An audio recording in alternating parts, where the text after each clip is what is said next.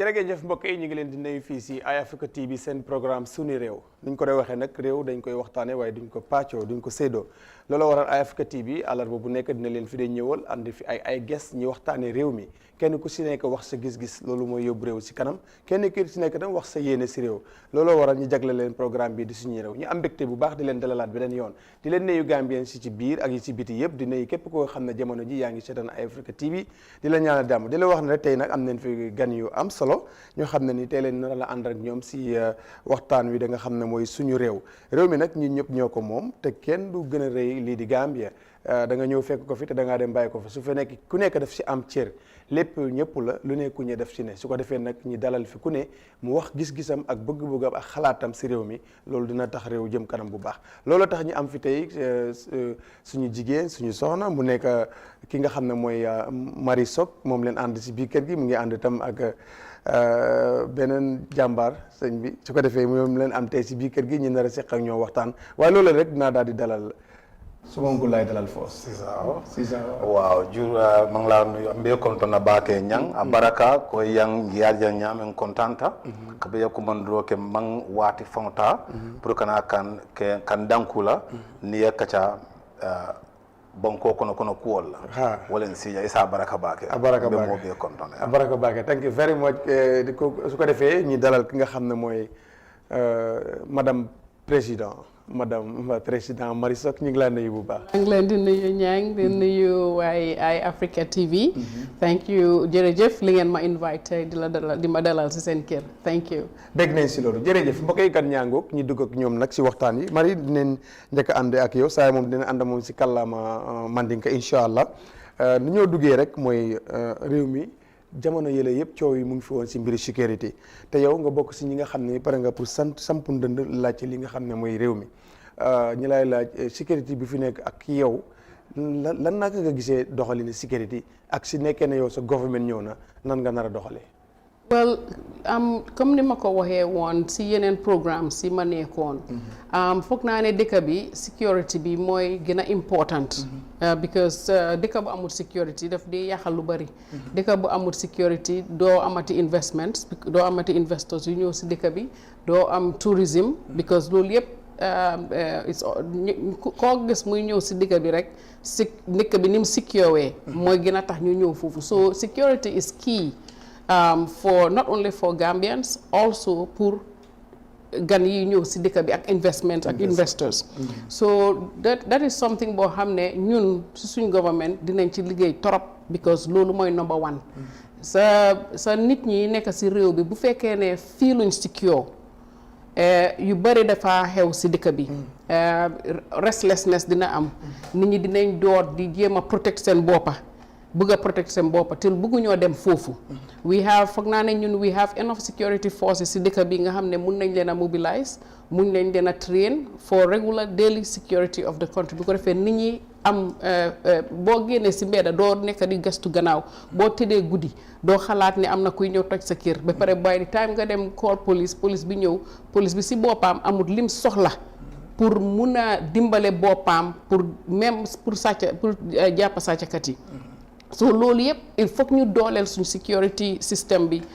revamp ko change system bi boo demee si yeneen réew mi nga gis seen security forces from the police to the army all these even the when you talk about ñi nga xam ne rek comme right now ñu ne dañ génnee guards yooyu all these people are well equipped.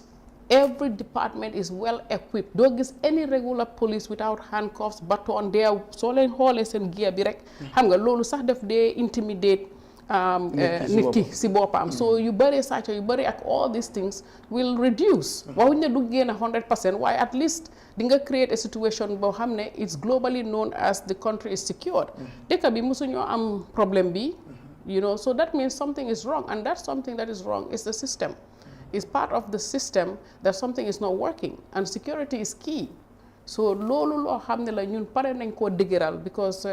yow soo nekkee head of state man su ma nekkee head of state bugga naa su ma doxee si kaw tali bi ma feel secure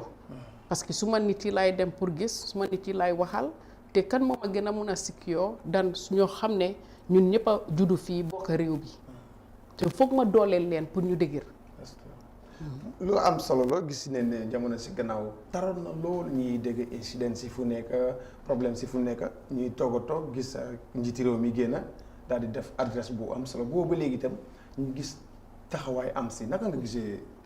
taxawaay njiiti réew mi ak bu mu génneeg léegi situation bi nu mel sécurité si sometimes nga dox dajeeg ñoom si biir dëkk bi te gëj nañ dégg ay tafaar yu mel ni yu daan xew naka nga gisee taxawaay bi. man dama dee wax ne it's always better late than never at least génn na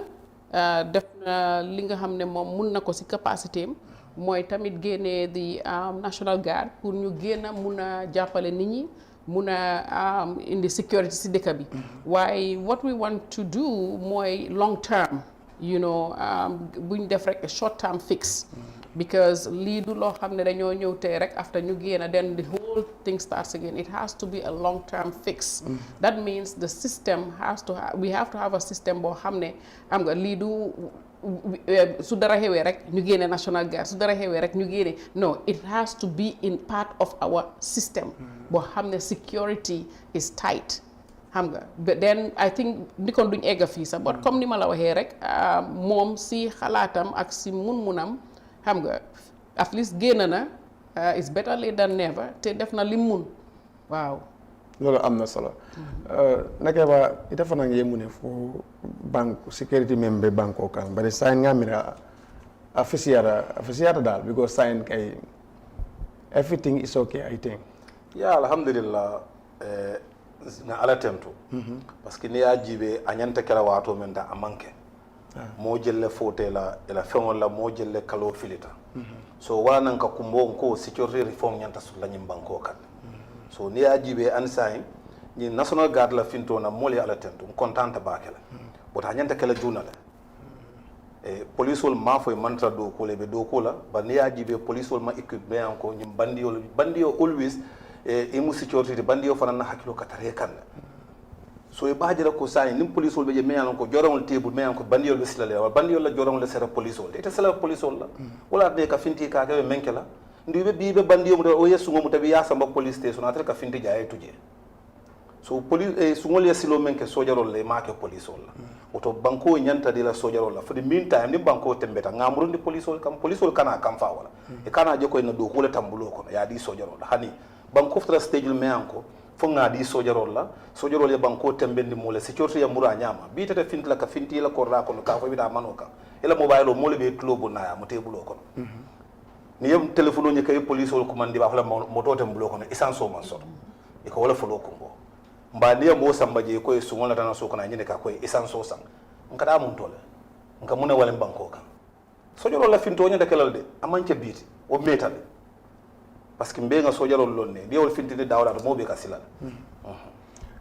ok dégg nga lu wax waaye tam ndax tollu nañ si contexte bi tam foo xam ne dina war a deploy army forces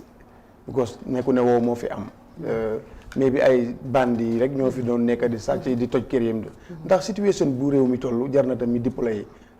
ay soldier ak yooyu ñu génn si waaw moo tax ma ne la bu fekkee ne amuñ woon système boo xam ne amuñ a proper security in place this is like a last minute instant xam nga dem ko ba bàyyi ko ba mu egga fi mu egga moo waral ñu def liñ def right now waaye warutoon a egga fii bu fekkoon ne defoon nañ liñ waroon a def si njëlbeen bi because security is key in every country dëkk boo dem security bi moo la de boo duggee si biir dëkk sax loolu ngaa njëkk a notice from the airport out xam nga because loolu moo la dee waral yow boo duggee si dëkk nga xam sax ni nga doxalee you understand waaye boo ñëwee si dëkk from the airport already you have issues our borders nga dem si suñ borders yi is all open xam nga lu nekka ngi ne haralang everything is open I mean it you know right now when the thing gets to the high of fi mu nekka foog nga def génne soldat you know pour mu calm down loo tax ma ne waruñoo nekk li def ko short term we have to have now something in place boo xam ne dina dem long term you know not this short term fix because lii dafa ñëw si time boo xam ne dafa ëppal loxo moo tax ñu def ko waaye suñ defoon liñ waroon a def ndi kon duñ egg fii waaw loolu am na solo mbokk yéen a ngi seetaan AFK TV seen programme suñu réew comme ni ñu ko waxee dañ ko waxtaane Marie dina ñëw si yow ba léegi si mbiri ndaw ñi yow soo la ñëwee government seen taxawaay si ndaw yi ndax bëgg ngeen a def lu ëpp li government bi di def wala well kontaan naa trop because yàlla may na ma loo xam ne man depuis bi ma ñëwee Gambia comme ni nga ko yow ñang xam nga ci dara maa ngi doon liggéey ak ndaw yi te li ma dee wax all the time li ma dee bàkku all the time mooy create a platform pour ndaw yi so create different kinds of platform for the young people dinañ get occupied dinañ occupy seen boppa dinañ am si ñoo yëngu xam nga there's so many programs for young people waaye right now starting ko si grassroots which is the school system ba ba ñoo jeexal school ba ba ñoo buñ jeexalee dara there's absolutely nothing there's no vocational training center there's no skill set training center du ñëpp a mun a jàng dem nekk lawyer du ñëpp a mun a jàng dem nekk doctor wala nekk ministre wala so some ñun in those days bi ñoo dem school St. Joseph's High School for example amoon nañ système boo xam ne yow même boo nekkee boo jëlee sa classes yi di nga def sewing classes or nga def cookery or you know in the St. Augustine's High School they had things like metal work carpentry you know loolu yëpp fu mu nekk nii dañ ko génne because du ñëpp a mun a dem nekk toog si office so métier dafa important because ñu bëri tamit that is how they see themselves dafa mel ni ma daan tëgga lamba there's football there's lamba am na ñoo xam ne ñi nekk si lamba yow gis nga leen waxtaan naa ak ñu bëri ak ñoom du pour ne jànguñ dañ dem school yi alxuraan waaye buñ jeexalee there's nothing for them so ñu yëngu si lamba that is an other arena suñ gañee gaa yaa ngay jël am na ñu gañee woon si suma lifin bi sax win ay nag jël nag yooyu jaayaat ko mu jur ñu jaayaat ko ñeena yi became a butcher ñeena yi def ci business maa si Guinée Mori ubbi en écrit so these are all different platforms that we need to create you have to keep the youth occupied you have to keep them active you understand even footballers yi ñoo wax nii sax we don't have anything for them boys yi bëre ak footballers yi there's nothing there's no xam nga recreational center there's no area foo xam ne mun nañoo dem exercise soo demee Dakar rek fii I'm not even calling another country boo demee Sénégal rek nga dem si beach bi they have all these gym machines there for xam nga you have to do things for the youth so soo waxee ne dëkk bi dafa am about 60% youth my friend then we really need to start catering to them we have to because this is the future of Gambia these are the future of tomorrow you know to you keep them occupied we have to keep that brain going you know so like I said it starts from the grassroots up yes da ngaa génn si mbedd bi nga gis xale yu ndaw tey maa ngi gaare where I was going to the bank and then you know my husband was in the car and you see people coming in 2 little young girls ñëw di ñaan ma ne ko don't do that don't encourage them begging nothing is wrong with them nothing beautiful young girls waaye ñu gis moto taxaw rek ñu ñëw di ñaan they are either supposed to be in school or they need to go to some kind of activity after school activity or xam nga but we don't have none of these things in place so lii sant naa yàlla tukki naa si dëkk yu bëri si àddina bi maa ngi am ay doom tukkee ñoom gis you know how it is to how do you call it motivate young people and these are things we are going to implement because xale yi fii dañ war a from the young age door di occupy seen boppa xam nga bu ko defee nga gis ñu màggee ko xam nga then they don't become lazy they don't become xam nga just waiting and wanting and getting everything for free so it all starts from the grassroots all the way to right then you talk about the school system then you talk about no programs no activities no nothing for these people tey soo wëree nga ne waa boys yaa ngi toog ñu ngi ataaya after ataaya loolu la ñoo def what is there ku fooguloo nag kon loolu moo taxoon problème si bari si attaque si saa when you are idle suñ maam yi dañ daa wax ne the idle mind the devil is a devil's playground lim tekki mooy boo aydulee ci la seytaan dee dugg si borom waaw sa mind dafa free nga yes always lu nga di xalaat 24/7 yaa ngi deful amuloo loo def bu yàggee nga door di xalaat because at the end of the day too when you are 25-year-old man te amuloo si loo yëngoo rus nga di dem every day si sa yaay pour añi te amuloo dara loo ko yóbbul some of these boys when I talk to them they said rus naa di dem añi aw ma dara lu ma yóbbul suma yaay so I end up you know stealing something to sell quickly to say hey I went to work the mom is not going to ask where you take the money from moom ñëw nga rek indi nga jën wala indi nga dara is to help out 9 times out of 10 when you do talk to these guys that's what they do well there are some that are out there yoo xam ne dañoo sàcc rek sàcckat lañ waaye there are some that are doing it because of situations some ñeneen dañ am doom ñeneen dañ am families jànxa yi léegi sax dañoo sàcc jànxa yu ndaw and some of them maybe they have kids and they don't have anybody to help them or the father of the kid divorced them we see or you know that's a whole other topic you know. So it means the government and then plan. Oh yes. Oh yes. The youths will be occupied. The young people that are out of school, nga xam ne dañ war a fayaat bala ñu wala seen exam paper bi mënuñ leen koo jox because dañ war a fay dañ owe. These people will be given their exam papers. Back to school programs will be a must. You know, we will send a lot of people back to school. So fekkee ne mënuloo dem back to school nga dem jàngi métier. And this is why we encourage people, investors to come to the country. maa ngi doon waxtaan ak benn young man, he's in Germany, he's an industrial welder. And kooku musoon naa ñëw Gambia pour ubbi mu ne listen, I came to the Gambia so I can open something like a welding school, you know, where people can learn how to weld, how to make corrugate and nails. This should be encouraged. These are people from the diaspora coming with such ideas. Lii dañ ko war a encourage. That way ñun duñ toog fii di import daaj ak corrugate. Our young people can work for the guy and it's like an exchange. And they can be trained. Bala ñoo dem di daaj simple thing like daaj ñu ko import from China. Everything we are importing from China, we can do these things here. So these are all, it's like a whole cycle of, from when you talk about this, you have to go from the grassroots, then ga la diaspora, there's a whole issue there, you know? Am na solo. Mbadi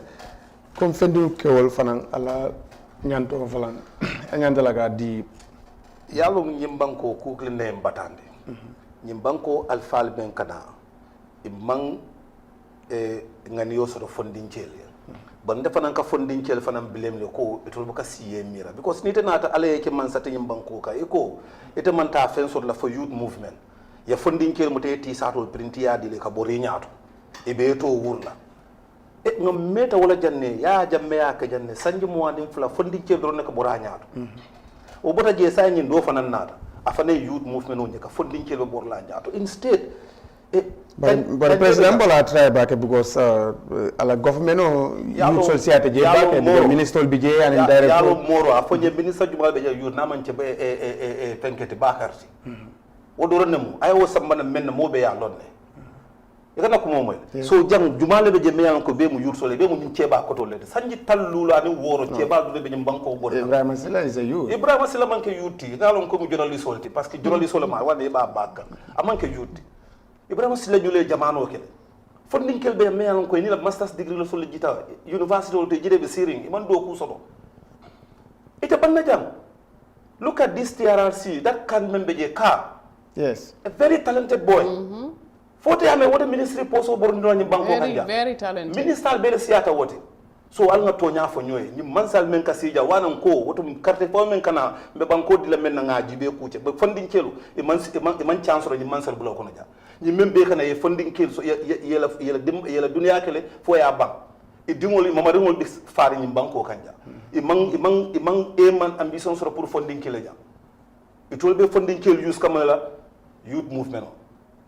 Ni bita mi do damento yetti satol fandi ko ali fere yo drone soro je man fo fen soro imam miro soro funding kele ni ne ka funding kele kam fandi ne aje sunyaro be siala tay wa fo be sañi banko ka e bu ne create funding kele tañim prisin funding kele do ne farni yete ce ba ko tar laje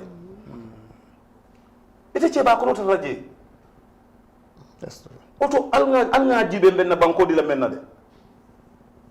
ndol funding kele nimbita ka nga wuli ngata nga carte ñini yes na mutam bulo kono nyin ceba ko ton kana carte dina jumala mo keba ko todi my friend kanante nyin ka adam baro ko totale no adam baro ko la ala ma after independence after independence but adam kabasi da maje ay but yes adam baro kabasi ta ay mune di funding ke la jam afoni ala vice president amanke dindin ntol lafta man sakunda di la menna mais aim sort of pour funding kelo ntol ba wala cele kan you get them involved ntol wala cele kan nga wuli nga wollo gambia ngan tewsidi funding kel ya buli ye tewsidi nga banko dila ya banko doku wallahi ne banko di funding kela sanji lulu ite fonde sila jam abaraka thank you very much I just want to elaborate like when you have for example when you look at all these political parties right so all the political parties dañ am youth movement comme lim doon wax National Youth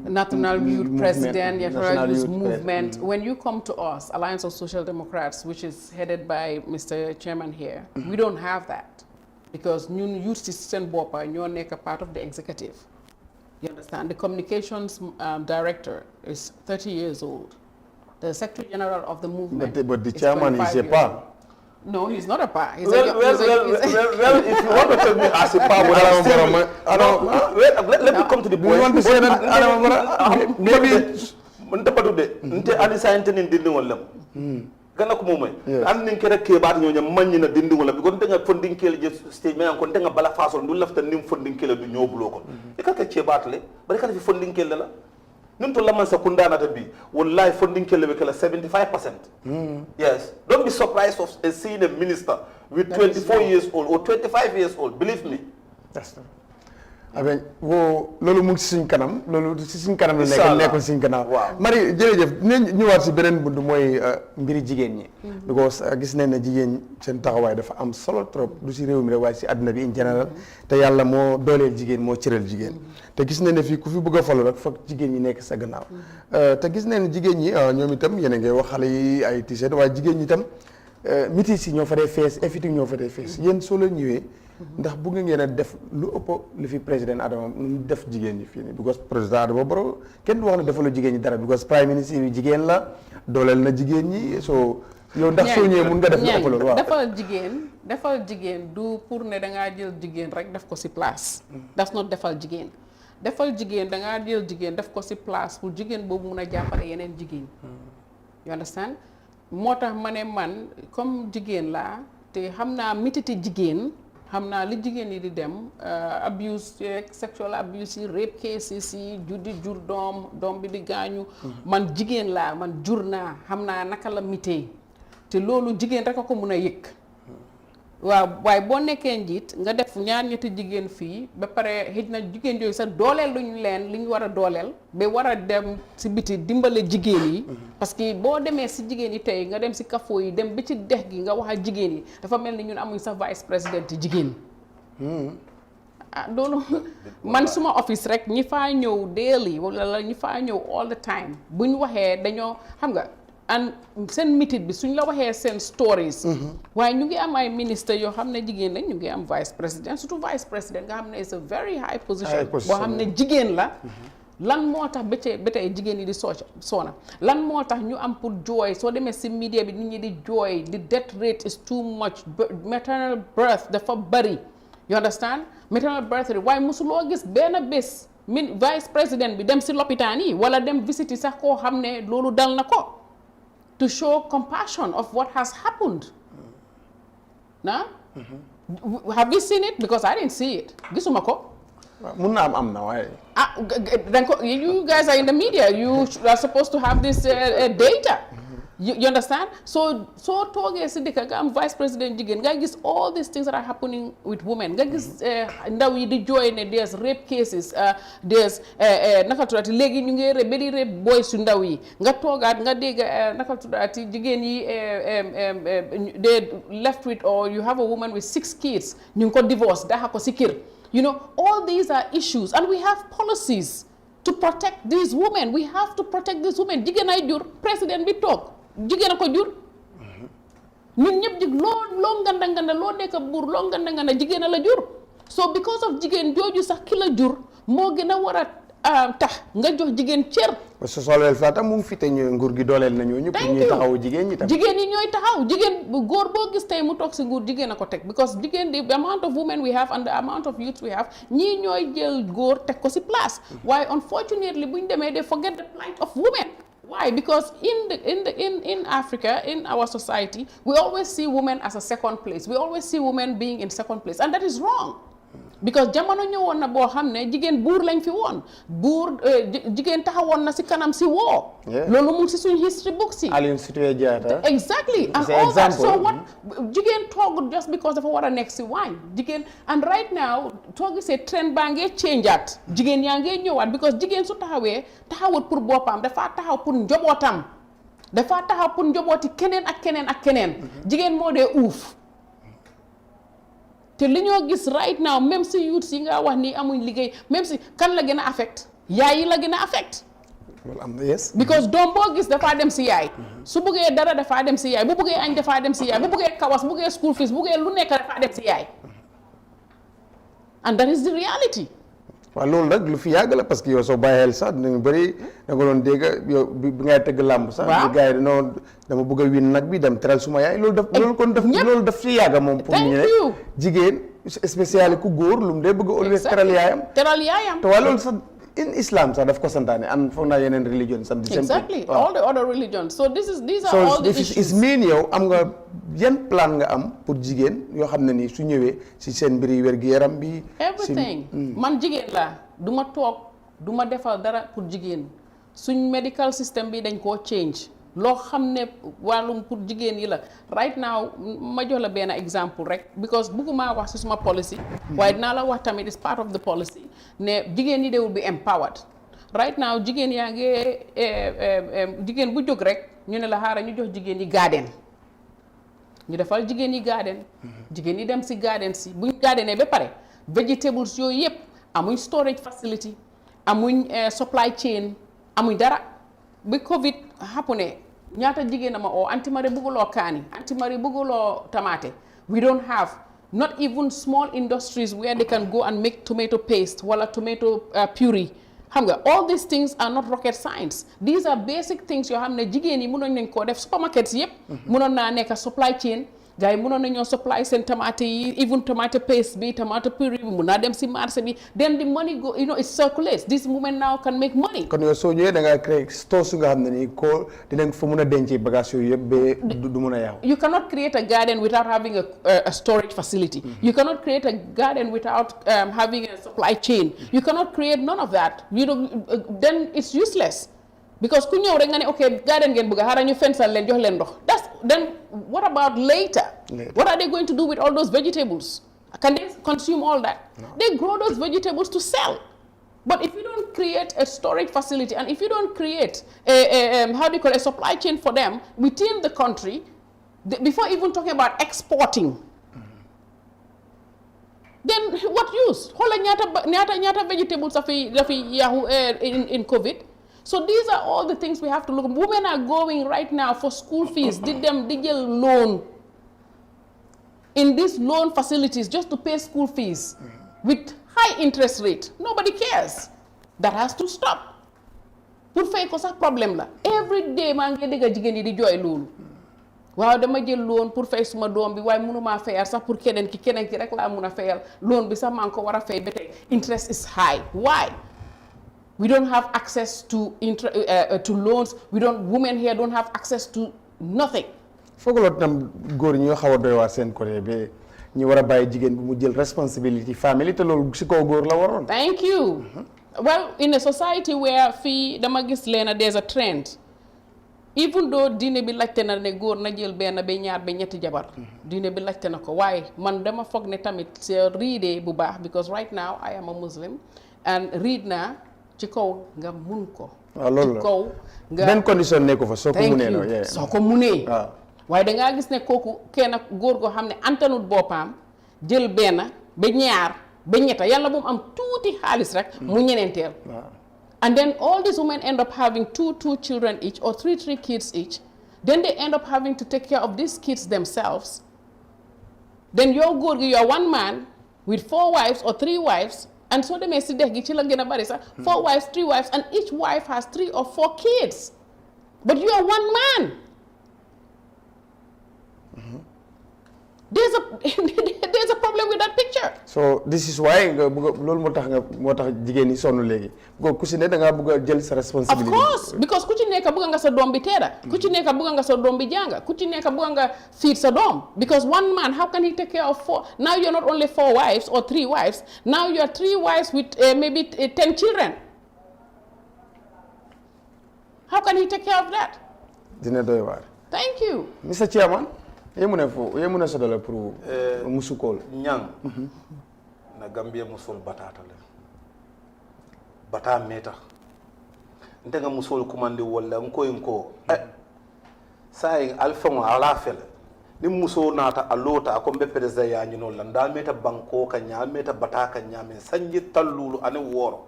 cewol be Gambia borande kan imu dry foot be Gambia samana bulbani marala malombe muntole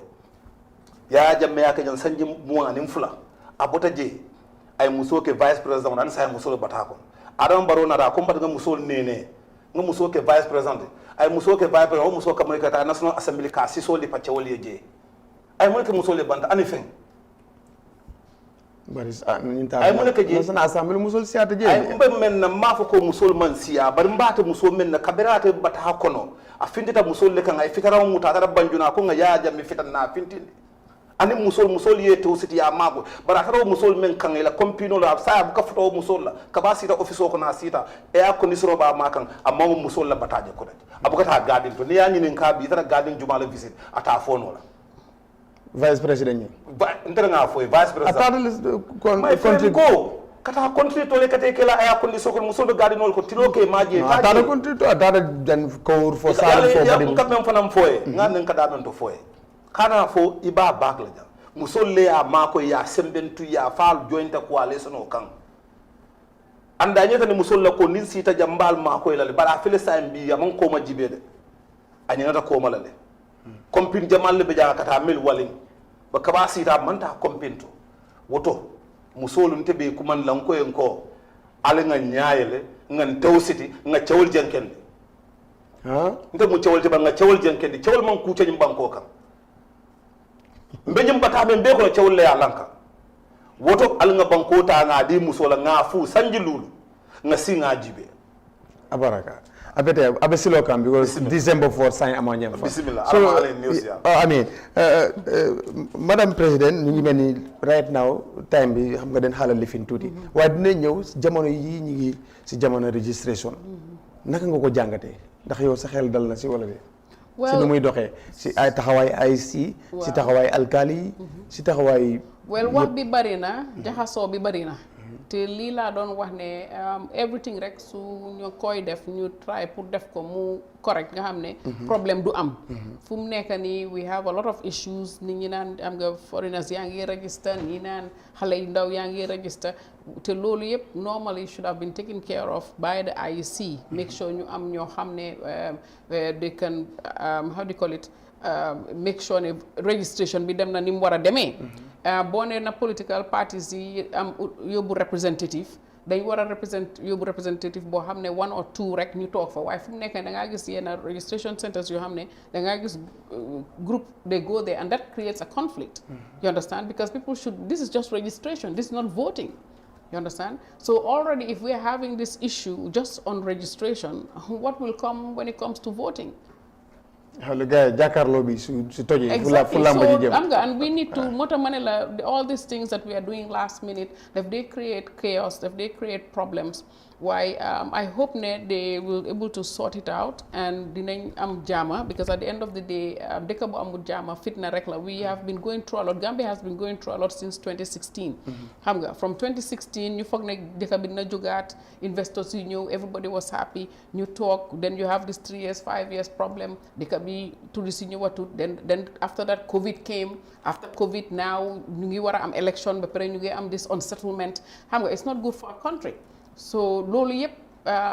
askan bi or we the people dañ war a xalaat si loolu bu baax ne su dëkk bi amul jaama dinañ am problème loolu lu weer la te dina jël time pour ñu recover lu dul jaamu rek jaamu la génn exact ndax yéen yow sa bopp yaa ngi wër di bàyyi xel registration ni moo demee process non ñun dañ am ambassadors out there wax nañ leen ne buñ bokk si any push and pull this is registration nañ sensitize nit ñi ne nañ jóg ñu dem register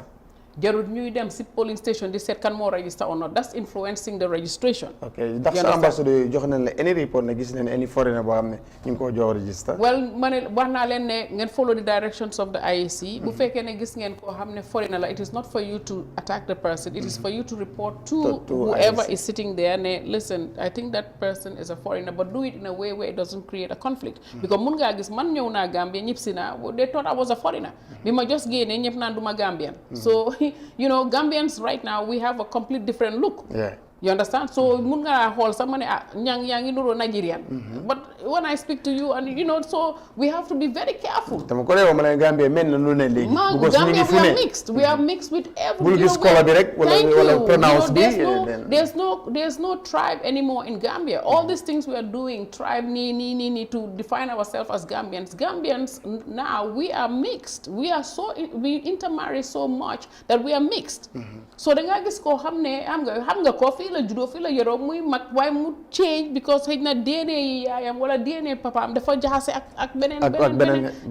xeet. loolu am na te bëri na ci Gambia léegi gis am you know you see people nga gis du pol rek a xees léegi. léegi bu njëkk ba ñu naan ne. séeréer sax ñu ngi xees thank you sama mbokk yi. am na solo so mu mel ni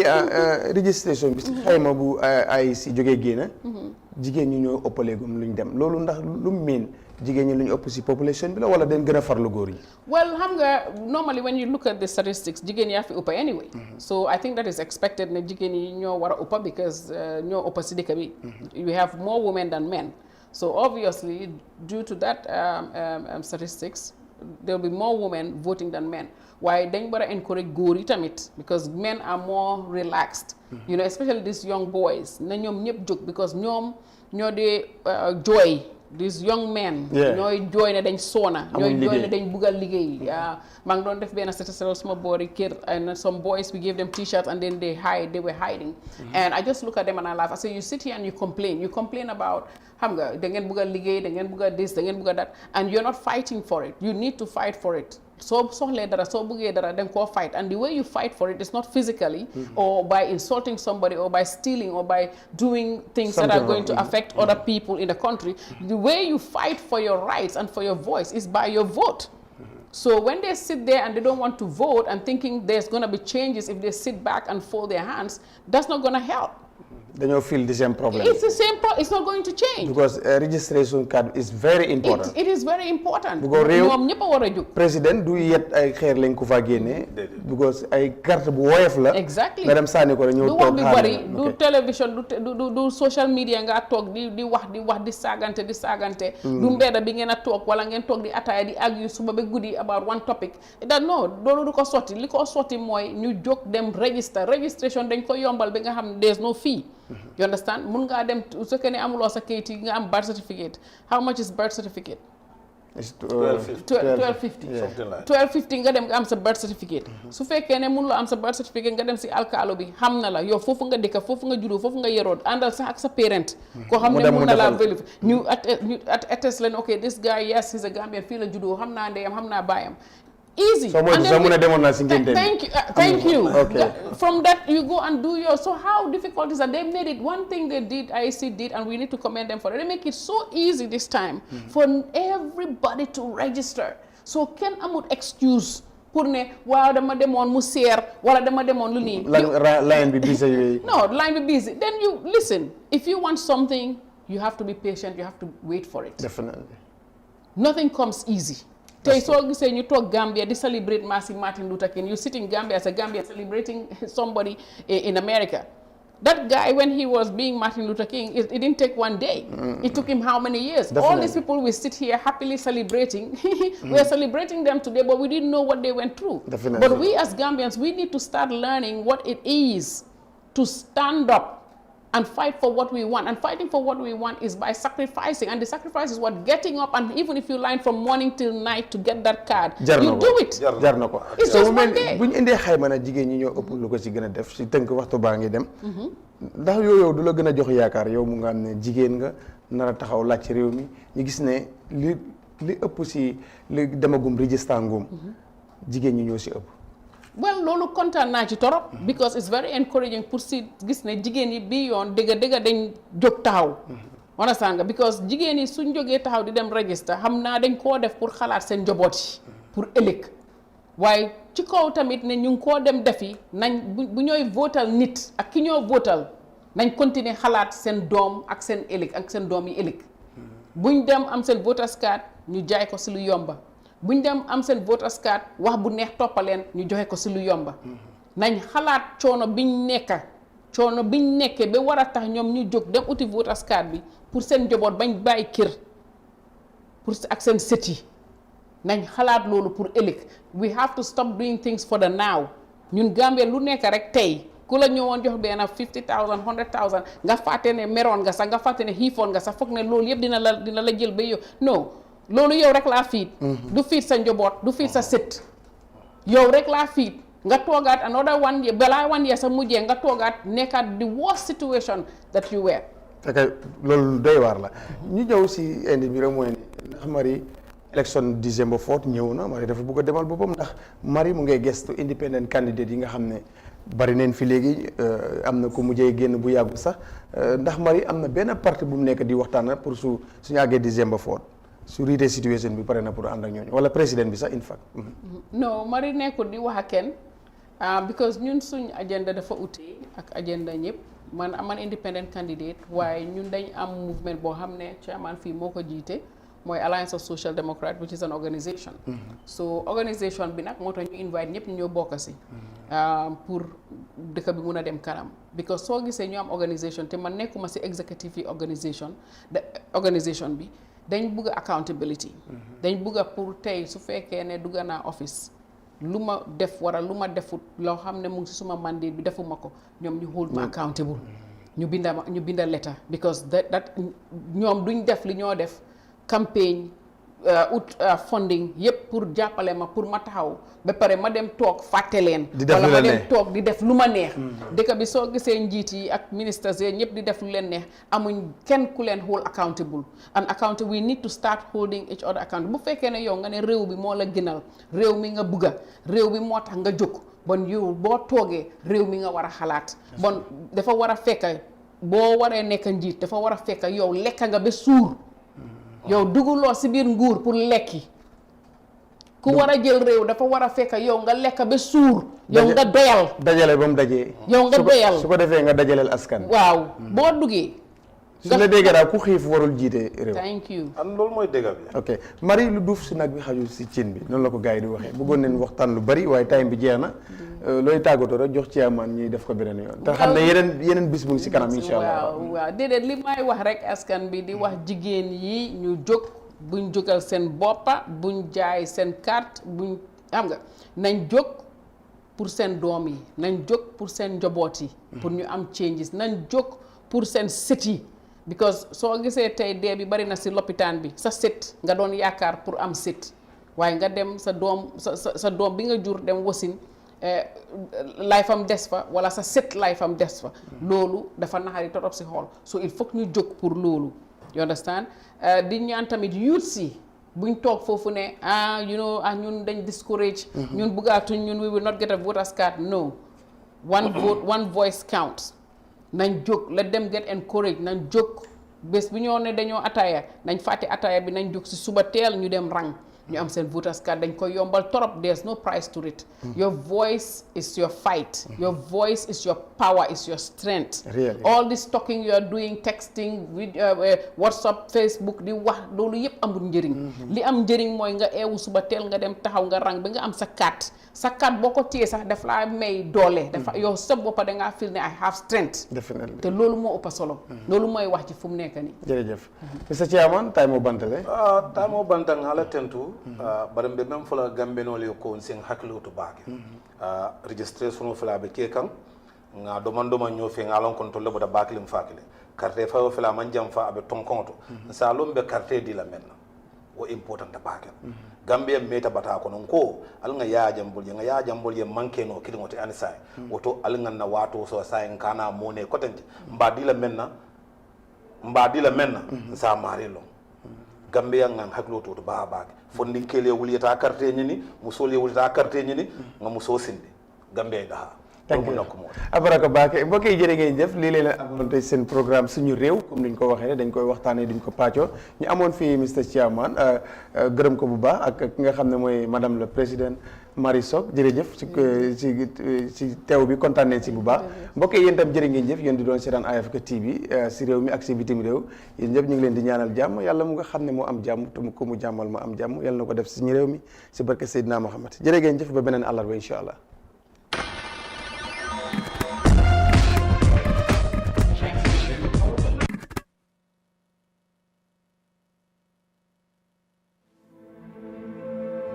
They say we slept in one world and woke up in another. This global tragedy